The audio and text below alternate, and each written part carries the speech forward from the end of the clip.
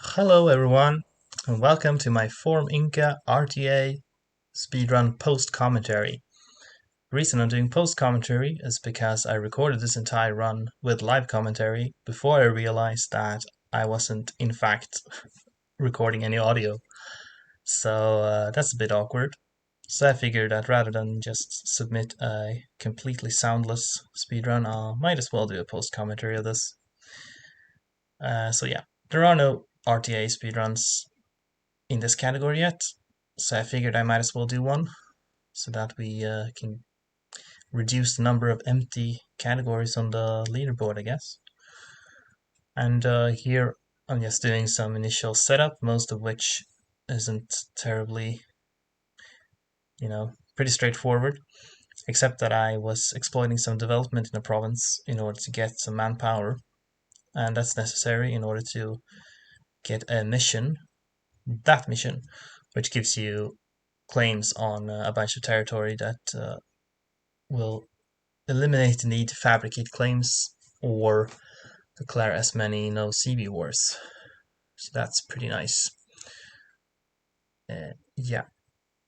So this speedrun, there isn't anything particularly, exciting going on in terms of strategy. You just need to win a bunch of wars and conquer a bunch of territory.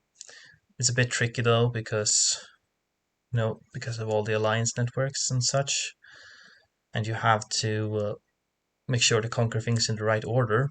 Since you don't have any coastal provinces, you actually have to go through landlocked provinces in order to core everything. So if you declare war in the wrong order, you might not be able to conquer the stuff you need. But I start off with a no CV war on what are they called Kola. I don't know how to pronounce that. The ones there in the south, because I don't get any claims on them, unfortunately. But in doing so, I get into war with Wanka, up there in the north, and then I can fight both of them at the same time. And I need the province of Puno from Kola, and I think I need the capital province from Wanka. But in practice, I actually need both in order to get coring range to the further provinces up north. So essentially, I just want to finish off Kola as soon as possible so that I can then just move north, because everything else I need is in the north. But I need to be a little bit careful because Kola has another ally down there in the south, which might decide to come up and ruin my day. So that's why I'm playing it cool, keeping quite a lot of troops down there in the south for now. And at this point, I could have declared more wars to try to speed things up, but it's a bit dangerous if you declare too many at a time. And I think if you want a really good in-game time, then you might want to do that. And that might be feasible if you're not doing a real-time run, because then you can just take it cool and try to maneuver around. But right now, I decided to try to finish off this war essentially before I start the next. I already did a couple of attempts earlier that failed because I got a bit too cocky and declared war on basically everyone, and then I got trashed. So tried not to repeat that mistake. This is a bit annoying. It's a bit of bad luck that I got a rebellion, because then I need to deal with that in order to finish this war. And I try to send in my mercenaries first, so that I can hopefully then make them take the most damage. But I'm not sure if that worked out. Because manpower can become a bit of a you can get a bit of a shortage of manpower. Let's just put it that way. Of course, there are ways around that. You can spam generals to get professionalism, which is something I do later, and then use Slack and recruitment standards. Then you get a bit of extra manpower, but still, gotta be careful with that. So yeah, I had fairly good luck with the alliance networks though, because I could fight Kola and Wanka separate. I could fight them at first and then finish that war. And then I believe that these green guys, what's their name? Huila. I'm not even going to try to pronounce that. The green ones, they were allied to Shimu.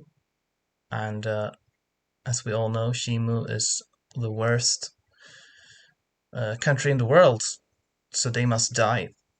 And I can get into war with them by declaring war on these green folks over there.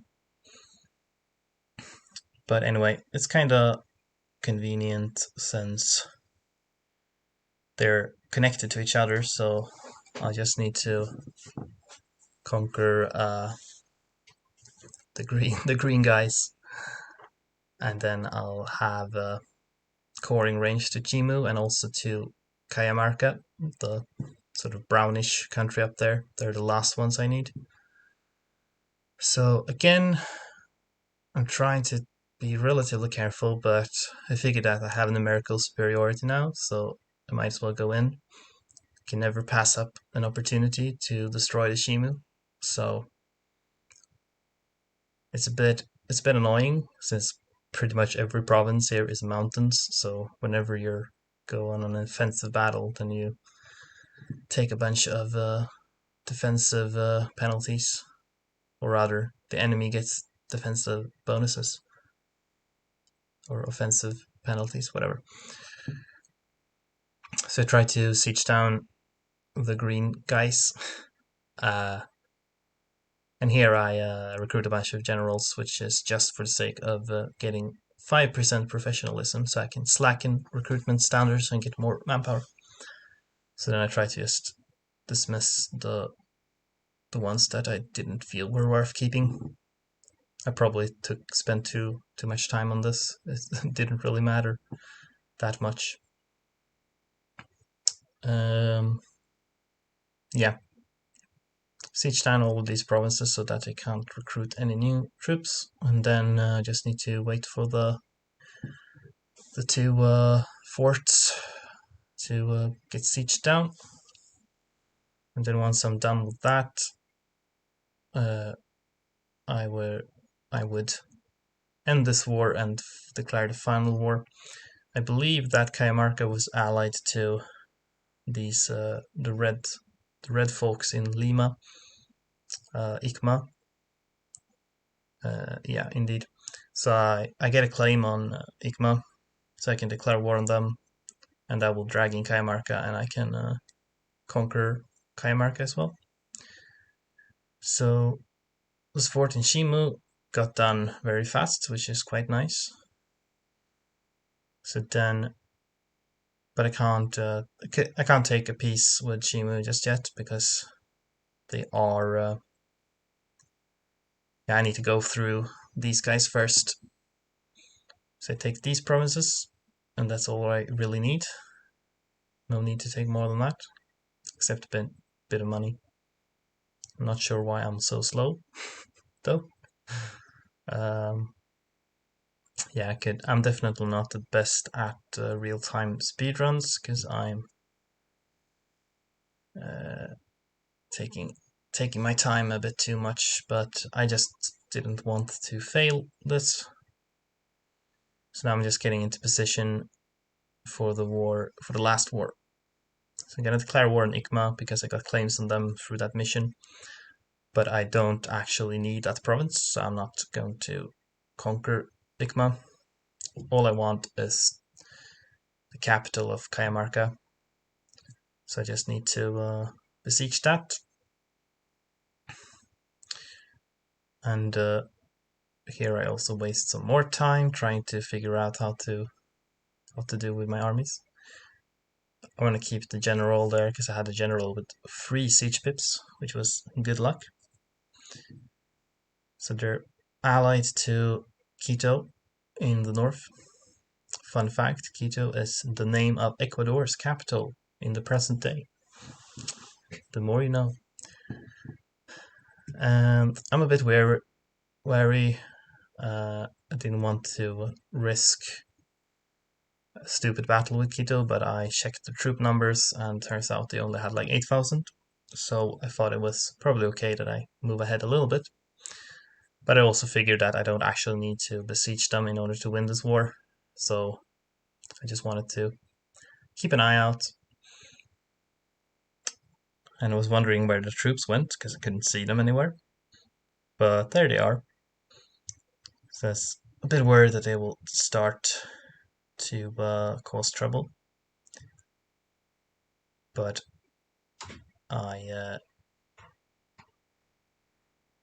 what am I doing now? I'm just checking to make sure that I have the right provinces, I think. Which I do. So again, wasting a bunch of time for no particular reason. And I was confused about these events. I haven't really played like any countries in this region before, so I don't really know what these events do, like authority, what that even means. Leave a comment if you know what that means. I'd love to know.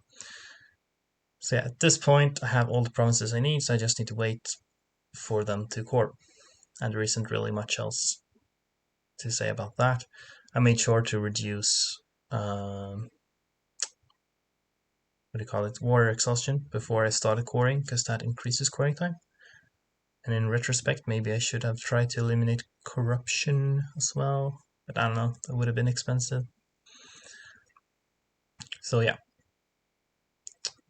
I debased a bunch of currency to get more money, just to, in the off chance that I would become bankrupt, but it's not very likely. My economy is pretty decent at the moment.